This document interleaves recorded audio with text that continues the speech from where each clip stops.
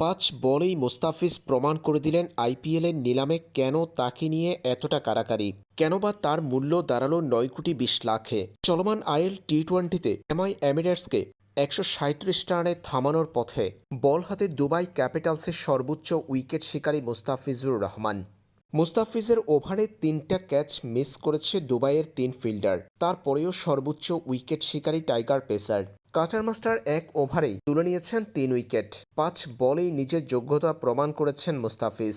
দলের ১৮তম ওভারে নিজের তৃতীয় ওভারের বোলিং করতে এসেছেন ফিজ। যেতবার স্পেশালিস্ট কেন বলা হয় তাকে, সেটার প্রমাণ দিলেন মুস্তাফিজ ১৮তম ওভারে।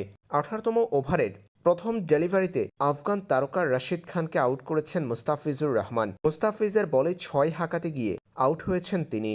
ফিজের স্লোয়ার ডেলিভারি বুঝতেই পারেননি রশিদ। এরপর ওভারের তৃতীয় ডেলিভারিতে মুস্তাফিজ আউট করেছেন টম বেন্টনকে। মুস্তাফিজের ধারালো কাটারে পরাস্ত হয়েছেন টম বেন্টন। মুস্তাফিজ নিজের তৃতীয় শিকারে পরিণত করেন গাজানফারকে। ওভারের পঞ্চম ডেলিভারিতে গতি বাড়িয়েছেন ফিজ, তাতেই পরাস্ত গাজানফার। ৫ বলের মধ্যে ৩ উইকেট শিকার করে প্রতিপক্ষের ব্যাটিংকে ধসিয়ে দিয়েছেন মুস্তাফিজুর রহমান। এই ম্যাচে চমৎকার বোলিং করে ৪ ওভারে ৩৪ রান দিয়ে ৩ উইকেট পেয়েছেন ফিজ। শেষ ওভারে ৩টা ক্যাচ মিস না হলে মুস্তাফিজ আজ পেতেন ৫ উইকেট।